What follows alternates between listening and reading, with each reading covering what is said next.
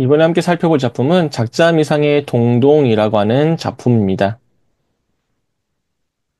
동동은 전체 14면으로 구성된 원령체 형식의 작품입니다.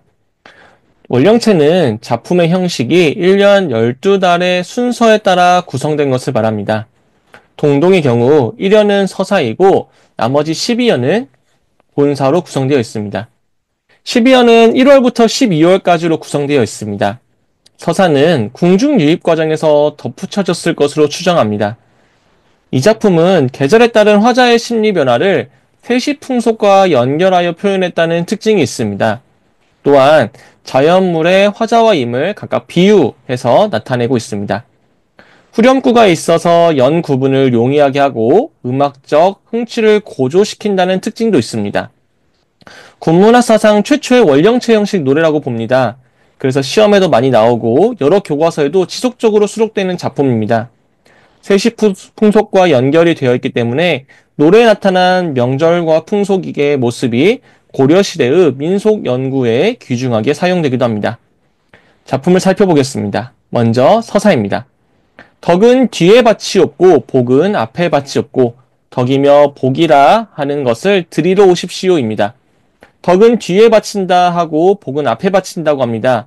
여기서 뒤는 신령님이고 앞은 임금님입니다. 화자는 서사에서 덕과 복을 빌고 있습니다. 아의 동동다리는 후렴구입니다. 동동은 북소리를 흉내낸 것으로 보입니다. 이제 1월부터 12월에 본사가 시작됩니다. 1월입니다. 정월 냇물은 얼고 녹으려 하는데 세상에 태어난 이 몸이여 홀로 살아가는구나입니다. 정월이 되니까 냇물은 얼었다 녹았다 하는데 내 몸은 이미 오지 않아서 꽁꽁 얼어붙어 있습니다. 냇물과 몸이 서로 대조를 이루고 있네요. 몸과 대조를 이루는 냇물은 객관적 상관물로 화자의 외로움을 고조시키는 대상입니다. 냇물은 임이고 몸은 화자입니다. 임 없이 살아가는 외로운 처지임을 화자는 호소하고 있네요. 2월입니다. 2월 보름에 높이 켠 등불 같구나. 많은 사람을 비추실 모습이구나입니다. 2월은 연등회가 있습니다. 높이 켠 등불은 고매한 인품을 지니고 있는 임을 비유합니다. 그 임의 모습은 많은 사람을 비출 모습이라고 하네요. 예찬적이고 영탄적인 어조가 느껴집니다. 임의 빼어난 인품을 예찬하고 있네요. 3월입니다. 3월 지나며 피인 봄산 가득한 진달래꽃 남들이 부러워할 모습을 지니셨구나입니다. 3월이 되니 진달래꽃이 피었네요. 여기서 진달래꽃은 임의 아름다운 모습을 나타냅니다. 남이 부러워할 모습이라고 하면서 임의 아름다운 모습을 예찬합니다. 4월입니다. 4월 안이 입고 오시는구나 꾀꼬리세요. 어이타 녹사님은 옛날을 잊고 지내시는가입니다. 4월이 되니까 꾀꼬리는 잊지 않고 다시 찾아왔습니다. 그런데 녹사님은 다시 오지 않았네요. 꾀꼬리와 녹사님이 서로 대조를 이루고 있습니다. 꾀꼬리는 왔는데 임은 오지 않았다는 이야기를 하면서 오지 않은 임을 그리워하면서 원망하고 있습니다. 5월입니다. 5월 5일에 단오날 아침에 먹는 약은 천년 동안 오래 살게 만드는 약이라 바치옵니다입니다. 5월 5일은 단오입니다. 술인날이라고도 합니다. 이날 먹는 아침 약은 장수하게 만든다고 하는데요. 화자는 임에 대한 사랑과 정성을 담아 약을 바치고 있습니다. 임의 장수를 기원하는 모습이 나타나네요. 6월입니다. 6월 보름에 벼랑에 버려진 빛과 같구나. 돌아보실 임을 잠깐 쫓아갑니다입니다. 6월 보름은 유두일이라고 합니다. 신라에서 유래한 풍속인데 나쁜 일을 떨어버리기 위해 동쪽으로 머리를 감는 날이라고 합니다. 화자는 자신이 이날 버려진 빛과 같다고 이야기합니다. 마치 임에게 버려진 모습이 빛과 같아 보였나 봅니다. 그럼에도 화자는 임을 따르겠다고 이야기합니다. 7월입니다. 7월 보름에 백종 제물 차려놓고 임과 함께 가고 싶습니다. 원을 비웁니다입니다. 7월 보름은 백종입니다. 이날은 승려들이 제설을 하여 부처를 공양하는 날이라고 합니다. 화자는 이날 100가지 곡식의 씨앗을 갖춰놓고 임과 함께 가고 싶다는 소망을 드러내고 있습니다.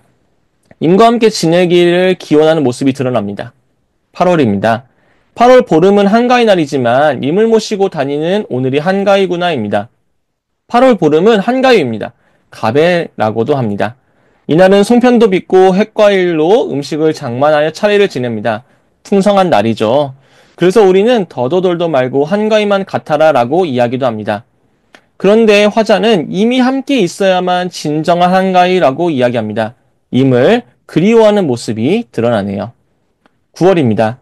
9월 9일에 약이라고 먹는 누런 국화꽃 안에 드니 갈수록 아득하구나입니다. 9월 9일은 중앙절로 남자들은 시를 짓고 각 가정에서는 국화전을 만들어 먹었다고 합니다.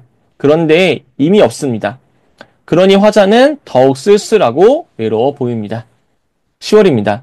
10월에 점여놓은 고로쇠 같구나. 꺾어버리신 후에 지니실 한 분이 없네입니다. 점여놓은 고로쇠는 임에게 버림받은 화자의 처지를 비유적으로 보여주고 있습니다. 꺾어 버리신 후에 찾아오지 않는 임의 모습을 보면서 화자는 임에게 버림받은 자신의 신세를 한탄하고 또 슬퍼하고 있습니다. 11월입니다. 11월 봉당 자리에 한삼 덮어 누워 슬픔을 사리고 있네. 고운임이 떨어져 살아가네입니다. 봉당은 안방과 건넌방 사이의 흙바닥을 이야기합니다. 한삼은 속적삼입니다. 고운임과 떨어져서 살아가는 화자의 모습에서 외로움이 느껴집니다. 12월입니다. 12월 분디나무로 깎은 소반의 젓가락과 같구나. 임의 앞에 가지런히 놓았는데 손님이 가져가서 사용합니다입니다. 화자의 모습이 젓가락과 같아 보이네요. 임 앞에 가지런히 놓았는데 다른 손님이 가져간 걸 보니 화자가 바라는 임과의 사랑은 이루어지지 않은 듯합니다. 임과의 사랑이 이루어지지 않았으니 화자의 모습은 더 슬프겠네요. 이 작품은 임과 화자를 비유한 시어가 시험에 많이 나옵니다. 이 부분을 한 번 더 정리해 드리겠습니다. 임의 모습은 2월과 3월에 나옵니다. 2월은 높이 켠 등불이라는 표현입니다. 임이 고매한 인품을 지닌 소유자임을 알 수 있습니다. 다음은 3월의 진달래꽃입니다. 임이 아름다운 모습을 지녔음을 알 수 있습니다. 화자는 6월, 10월, 12월에 나옵니다. 6월에 벼량에 버려진 빛과 10월에 점여놓은 고로쇠의 모습은 임에게 버림받고 가련한 신세의 화자를 나타내고 있습니다.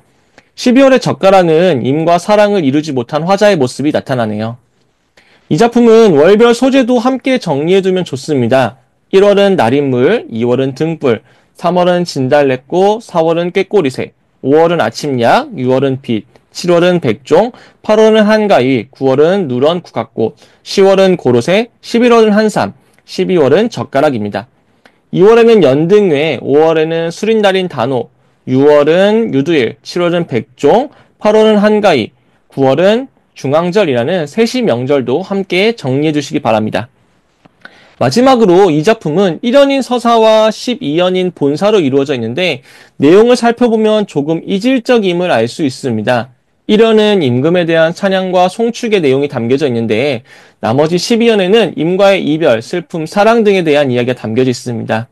그래서 아마도 민간에서 불리다가 궁중음악으로 유입되면서 임금을 송축하는 내용과 여음구인 아의 동동다리가 첨가되었다고 봅니다. 또한 단일 작가에 의해 일관되게 창작된 것이 아니다라고 하는 축출도 할 수 있습니다. 그럼에도 이 작품은 최초의 원령체 형식이라는 노래와 고려시대의 세시풍속을 알 수 있다는 점에서 여전히 가치가 높은 작품입니다. 그리고 시험에도 잘 나오고요. 고생하셨습니다.